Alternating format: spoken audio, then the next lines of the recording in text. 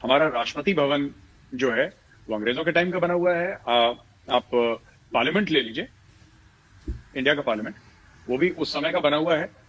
और काफी चीजें हैं जो इंडिया में हैं वो अंग्रेजों के टाइम की हमने प्रिजर्व कर रखी हैं। उसका कारण है अंग्रेजों ने बनाई जरूर थी, लेकिन पैसे हमारे लगे थे।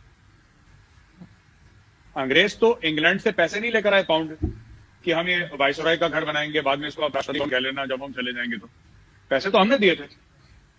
वही चीज मैं कहना चाहता हूँ, ओवैसी साहब के भाई जब कहते हैं ना हम जाएंगे तो ताजमहल ले जाएंगे, हम वो अक्सर धमकी देते हैं ताजमहल ले जाएंगे। भाई ताजमहल शाहजहां ने नहीं बनवाया, शाहजहां ने सिर्फ हुक्म दिया था। पैसे मेरे पूर्वजों ने दिए थे, जो उस समय इस मुल्क में 95-98% हिंदू थे। हमारे पैसे हमने दिए, हमने टैक्स दिया, उससे ताजमहल बना। ये कहते हैं ताजमहल ले जाएंगे। भाई हमारी प्रॉपर्टी है वो ताजमहल। कुतुब मीनार, ताजमहल, किले विले जितने भी मुगलों के हैं ये हमारे पैसों से बने हैं। सबसे बड़ी बात यह है कि आप हर एक बात देखिए, अगर ये मैं इस घर पे हूं और ये घर किसी आर्किटेक्ट ने डिजाइन करा है, राइट, आर्किटेक्ट डिजाइन करा, या जो कॉन्ट्रैक्टर है जो बनाता है उसका होता है, या जो पैसे खर्च करता है उसका होता है? मालिकाना हक तो उसका होता है जिसने पैसे खर्च करे। तो आप ये बताइए शाहजहां के पास कौन सा बिजनेस था जो शाहजहां बड़ा अमीर था? भाई लोगों से टैक्स लेता था, कर वसूलता था, लगान लेता था, तभी तो शाही खजाने भरते थे। वो लोग कौन थे जिनसे टैक्स लेता था? वो तो 95-98% हिंदू थे, 90% ही लगा लीजिए हिंदू थे। तो ज्यादातर हिंदुओं ने पैसा दिया तब जाके ताजमहल बना। इनकी जितनी भी अय्याशी हैं, मुगलों की जितनी भी हैं, ये किले विले बनाए, अपने लिए बनाए।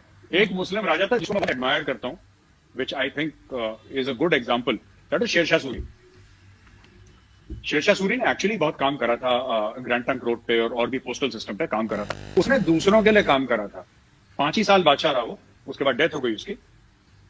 तो ये जो कहते हैं ना अंग्रेज बड़ा कहते हैं कि हमने तुमको दिया, तो अंग्रेजों से कहते तुम जरा शांत बैठो, पैसे किसके थे ये बताओ?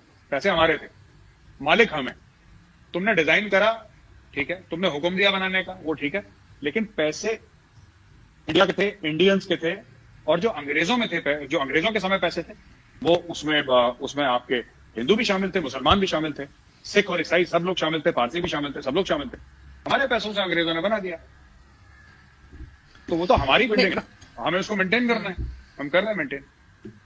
लेकिन काफी हद तक आप लोगों ने रखा हुआ है, मतलब उन बिल्डिंग्स को खत्म नहीं किया, उनको डिमोलिश नहीं किया। बिल्कुल सही। लेकिन मेजर साहब एक चीज मैंने वैसे ही देखा ट्विटर पे, किसी की वीडियो थी, वो कह रही थी कि ये लोग सीए की बात कर रहे थी वो, और कह रही थी कि कहते हैं जी हम इधर से भी हिंदूज को ले आएंगे, उस कंट्री से भी ले आएंगे, पाकिस्तान से भी ले आएंगे, सब जगह से, तो रखेंगे कहाँ? और वैलिड क्वेश्चन था, क्या भारत में पहले ही आबादी इतनी ज्यादा है? आप समझते हैं कि अगर इधर उधर से पूरी दुनिया से हिंदूज आ जाएं कि जी हमें ये प्रॉब्लम है वो प्रॉब्लम है, तो आप लोग उनको रखने के काबिल हैं, उनको जॉब्स देने के काबिल हैं, या समझते हैं कि उनके लिए जो भी बेसिक नीड्स होती हैं, खाना पानी, वो होगा?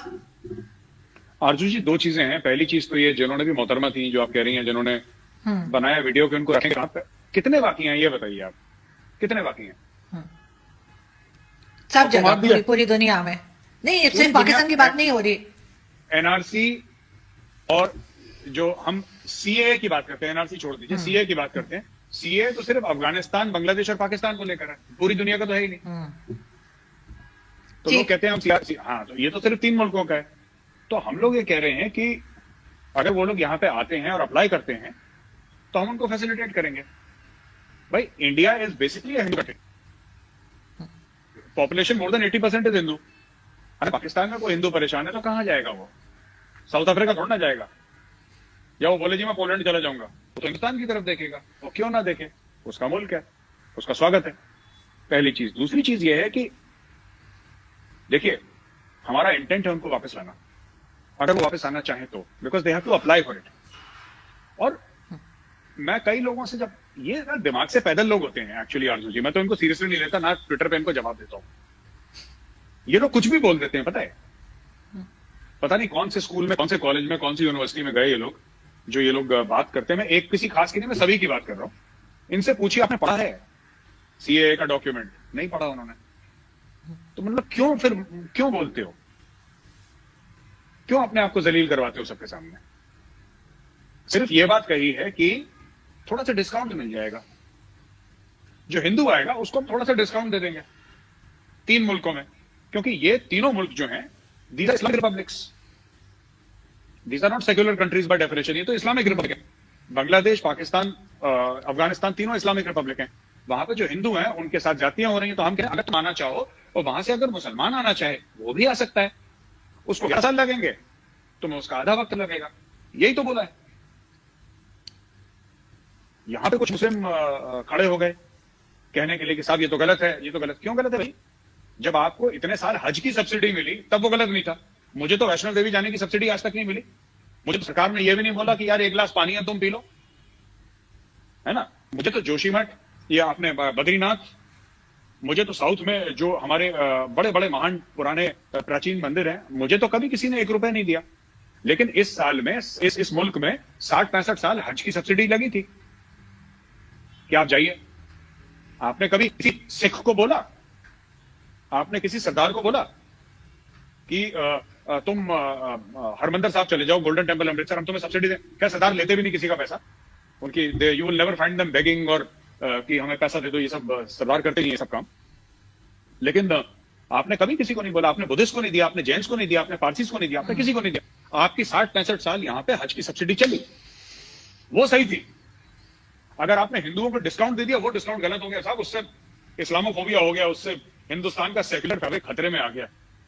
तो ये तो मुनाफिकत है ना, डेमोक्रेसी है ये बात है। आजू जी मेजर साहब, एक मेरे पास एक गेस्ट आए थे, मैं खैर उनका नाम नहीं बताऊंगी, लेकिन इंडियन गेस्ट थे। उन्होंने मुझे, मतलब जैसे बात होती है हमारी शो से पहले या शो के बाद, तो उन्होंने कहा कि ये सब बात करते हैं जो इंडियन पैनलिस्ट आते हैं, लेकिन वो ये नहीं बताते कि पाकिस्तान क्यों बना। क्योंकि जब मुसलमान, पाकिस्तान बनने से पहले जब कोई मुसलमान पानी मांगता था तो ये ऊपर से पाइप से ऐसे पानी देते थे कि जैसे कोई ग्लास को टच ना करे और उनके बर्तन ना छुए, और इस तरह की बहुत ज्यादा, जैसे कहना चाहिए कि इंसल्ट की गई। तो इसलिए जो है वो मुस्लिम्स ने सोचा कि हम एक अलग कंट्री बनाए जहां पे हम जो है रिस्पेक्टफुली रह सके। कहते ये चीज, वो खुद भी इंडियन थे, मैं साफ बता दूं। तो उन्होंने कहा कि जी कोई इंडियन पैनलिस्ट आपको ये बात नहीं करते, वो हमेशा यही कहते हैं कि नहीं जी बड़ी साजिश हो गई और ये हो गया। तो इस चीज को आप कैसे देखते हैं? जी देखिए, ये सब जो भी आपके पैनलिस्ट हैं झूठ बोलते हैं, ठीक है। वो जो भी बंदा है वो झूठा है। ये जो छुआछूत की बीमारी है, ये तो एक टाइम पे हिंदुओं के साथ भी होती थी गांव में, ठीक है। ये तो हिंदुओं के साथ भी होती थी। और एक बात बताइए, ये मुस्लिम्स, मैं मजहब नहीं पूछूंगा जो आपके गेस्ट है, ठीक है, क्योंकि इंडिया में कम से कम पॉलिटिकली इनकरेक्ट हो जाएगा। मैं आपसे एक बात पूछना चाहता हूं, कभी तो आप कहते हैं कि आपने 800 साल हिंदुस्तान पर राज करा।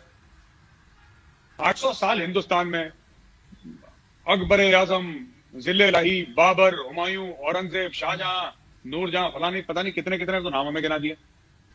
1 गिलास पानी नहीं पी पाए आप? तो राजा थे, बादशाह थे भाई, 1 गिलास पानी नहीं पी पाए।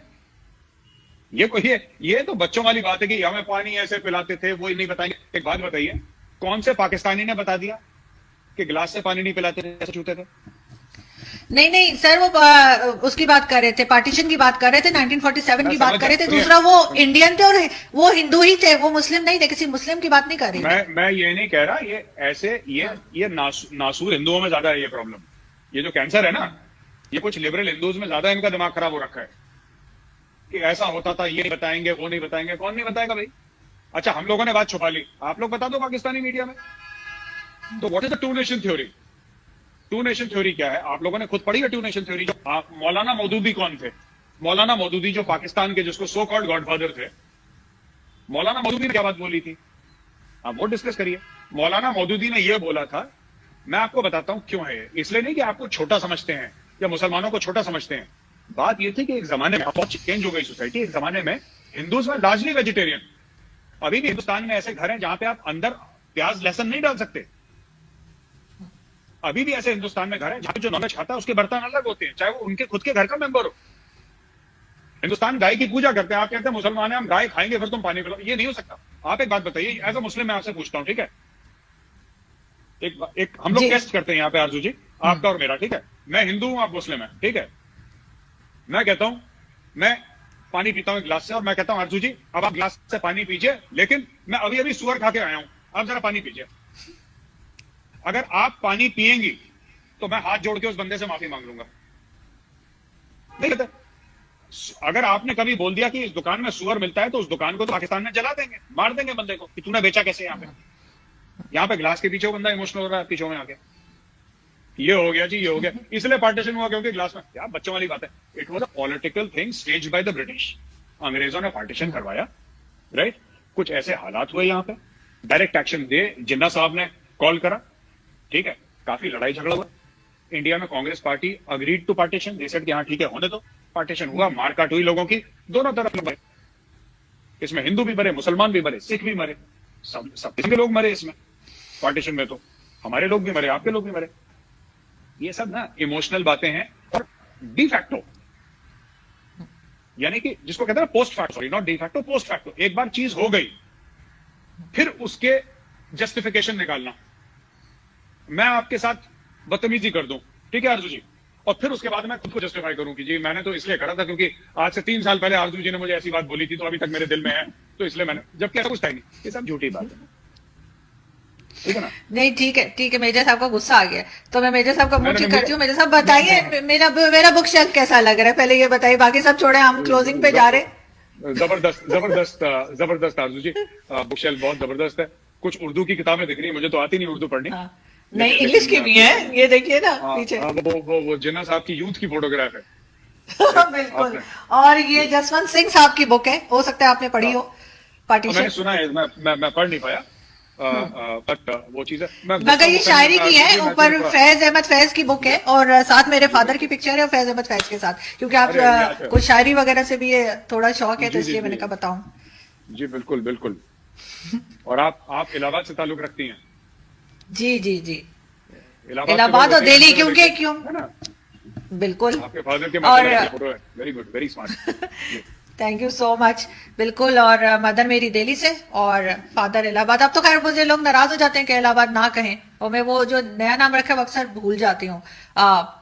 प्रयागराज बिल्कुल सही। आरजू जी वो नया नाम नहीं है, वो एक्चुअली पुराना नाम है, इलाहाबाद नया नाम है। सही, मगर मैंने तो अब सुना है ना।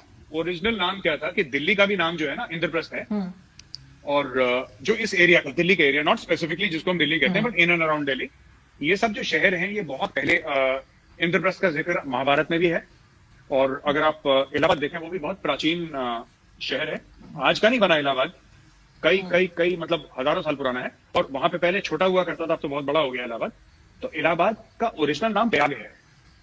तो जो मुगल बादशाह थे उन्होंने बोला मुगल बादशाहों ने बोला कि नहीं, प्रयाग नहीं होगा, कल से नाम इलाहाबाद होगा। तो योगी जी ने वही बोला कि नहीं, कल इसका नाम प्रयाग होगा, बस दैट्स ऑल। बिल्कुल ठीक, वो कर दिया योगी जी ने, बस दोबारा वही नाम लेकर आ गए। बिल्कुल सही। जी जी।